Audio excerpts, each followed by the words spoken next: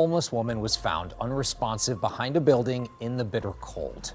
She was declared dead at the hospital. 7 News Detroit reporter Randy Wembley is in Mount Clemens listening to nonprofit leaders fueling urgent calls for action, and a city commissioner now on a mission to prevent future tragedies.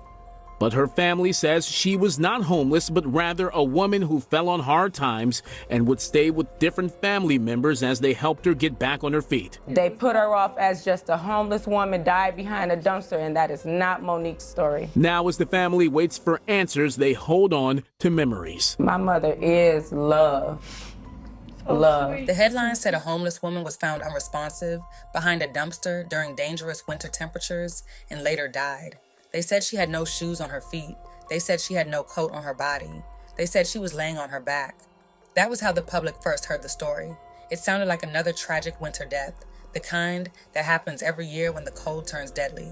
But that version of the story quickly began to change, because the woman found behind that dumpster was Monique Cook, and her family said she was not homeless. They said the way her death was described did not match how she lived. They said it did not match her habits, and they said it did not explain how she ended up where she was found. This is her story.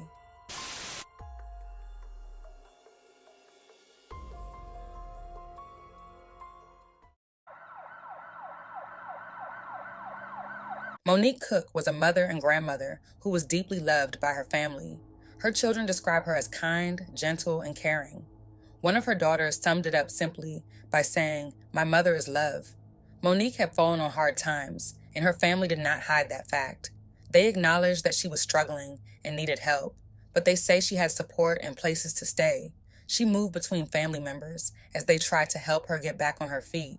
That is why her family strongly rejects the idea that she was living on the streets with nowhere to go. She was not homeless. While Monique's family says she was not homeless, her name was recognized by people who work directly with homeless individuals in the area.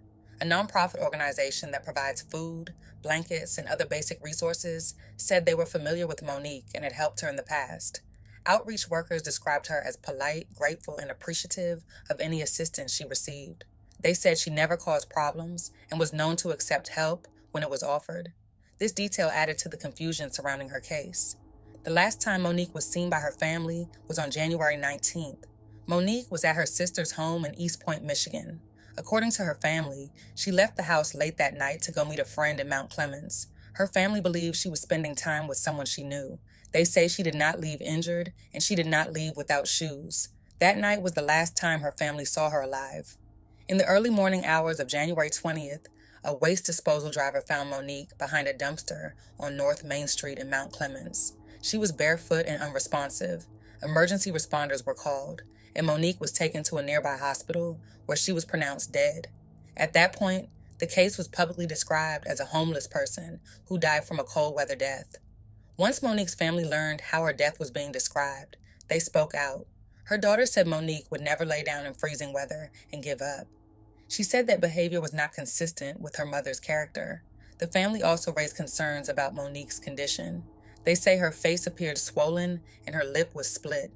They say she did not leave the family home like that. When family members went to the scene, they saw some of Monique's belongings were still there. They described pants with what appeared to be blood and drag marks on the knees. They say evidence was left behind and not fully collected. These details are what led the family to question whether Monique had been injured before she was left behind the dumpster. Another major concern for the family involves the person Monique went to see that night. According to them, Monique left her sister's home to be with a friend. After her death, they say that person did not contact the family and has not publicly come forward.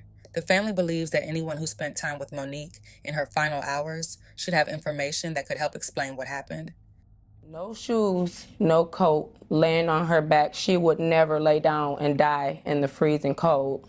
That is not my mother. That's not of her character. Antonia Cook says the circumstances surrounding her mother's death do not add up. According to the family, the 53-year-old left her sister's East Point home in the middle of the night Monday to go be with a friend in Mount Clemens. A priority waste driver discovered Cook's body behind this building early Tuesday morning. I believe that they were maybe having a drink or something together. That's what they did.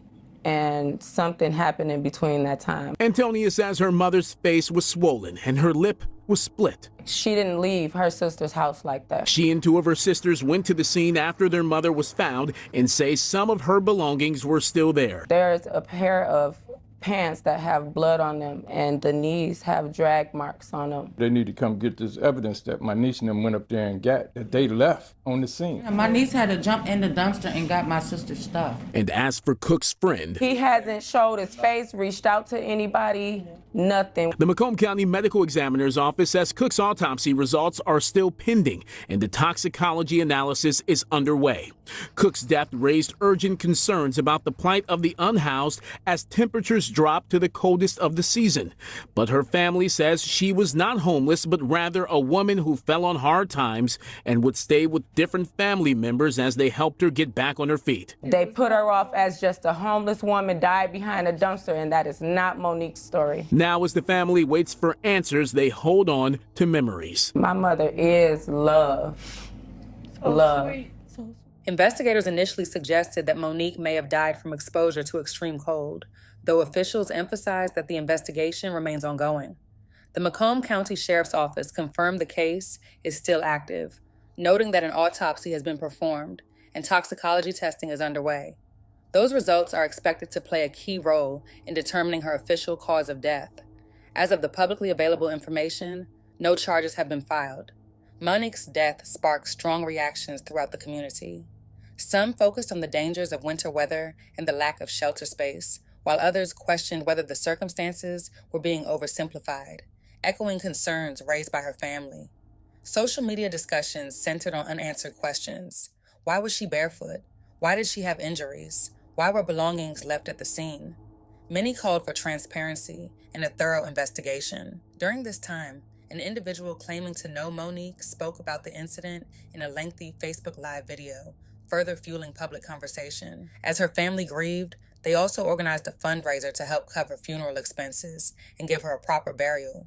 Her children have said they want their mother remembered for who she was, not just how she was found, and they remain committed to seeking clear answers. Monique Cook was a mother of 6 and a grandmother, deeply loved by her family and known in her community. What makes her story especially difficult is not only that she died, but how quickly her life seemed reduced to a label before all the facts were known. Her family is not asking for speculation. They are asking for care, truth, and for her to be recognized as a full human being. Monique's story is a reminder that people can struggle and still be loved, can need help and still have family, and can be vulnerable without being invisible. Her life mattered. We've told you about Motor City Mitten Mission before and their work to help the unhoused, getting them food, shelter, and out of these frigid temperatures. And they worked with Monique Cook. They knew her, and this tragedy, it strikes a chord with them. Monique has never gave us any problems or issues and was just very grateful and very appreciative for the food that we gave and the blankets that we provided and the bus passes that we provided. For Gail Marlowe, waking up to the news that someone was found dead in freezing temperatures, exactly the thing they try to prevent each and every day through their nonprofit, Motor City Mitten Mission, was heartbreaking.